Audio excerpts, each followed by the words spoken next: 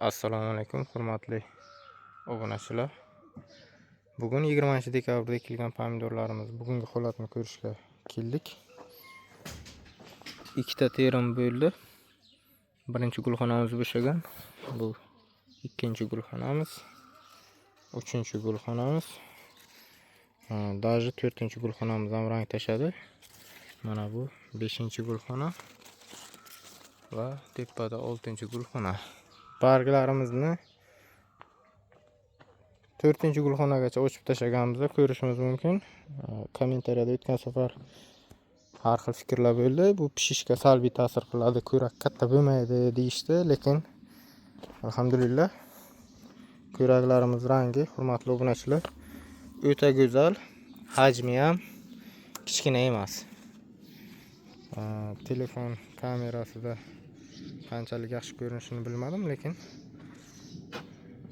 ko'raklarimiz hajmi juda ajoyib, hurmatli obunachilar. Mana shu pomidorlar kichkina pomidor emas, o'rta hajmdagi pomidorlar. Mana hurmatli obunachilar, holat juda ajoyib. Bizada nima uchun barg ochiladi, hurmatli obunachilar? Sababi tepada sitka bor. Oftob nurini sindirib beruvchi. Barg issiq paytda qanaqa vazifani bajaradi? Nima uchun ko'pchilik dehqonlarimiz bargini olsang yaxshi pishmaydi yo katta bo'lmaydi deyishadi? Sababi ko'pchilikda mana shu sitka yo'q. Mana shu sitka bo'lmagandan keyin oftob nuri to'g'ridan to'g'ri mana bu yosh ko'rakka tegib qolsa, bu ko'rak sarg'ayib kichkina pishib qoladi. Lekin bizada ko'rpa va sitka texnologiyasi borligi uchun biza bemalol qo'rqmasdan ochib tashlaymiz. Agar kimda sitka ko'rpa bo'ladigan bo'lsa, ularga ham tavsiya qilamiz.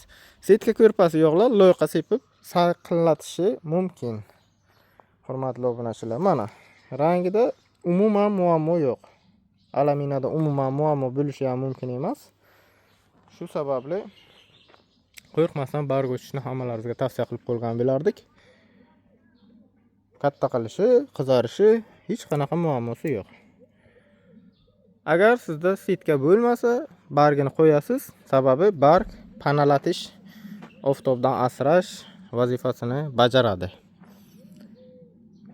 Lekin bizada unaqa qiladigan bo'lsak, sitka yopmagan taqdirimizda ham pishish tez bo'lmaydi, sekinlab qoladi. Shu uchun bizada sitka borligini inobatga olgan holatda shu barglarni ochib tashlaymizda sitkani yopib qizartiramiz. Qizarish tez bo'ladi, ko'raklar katta bo'lishi ham yaxshi bo'ladi. Ortiqcha oziq moddalar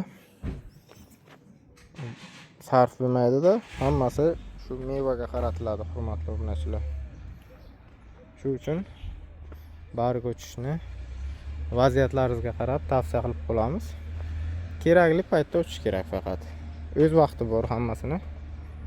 Shunda maksimal effekt beradi, hurmatli obunachilar.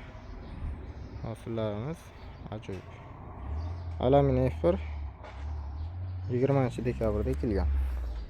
Bugun 9-may sana. Hozirgi holat. Ma'lumotlarimiz sizlarga yoqqan bo'lsa, bitta like bosib qo'yinglar, podpiska bosib qo'yinglar. Bundan-da qiziqroq ma'lumotlarni berib boramiz. Qizartirishga oid dorilarni aytib o'tadigan bo'lsak, 1 tonnaga 1 kilogramm 52-34 ga 1 kilogramm kaliy sulfat, yarim kilogramm magniy sulfat qo'shib oziqlantirib turibmiz. Kalsiyli ozuqalarni kamaytirdik, sababi pishish davrida kalsiyli ozuqa kamaytiriladi. Hurmatli obunachilar, hammalaringizga sog'lik, salomatlik tilagan holatda keyingi videolarda uchrashguncha deb qolamiz.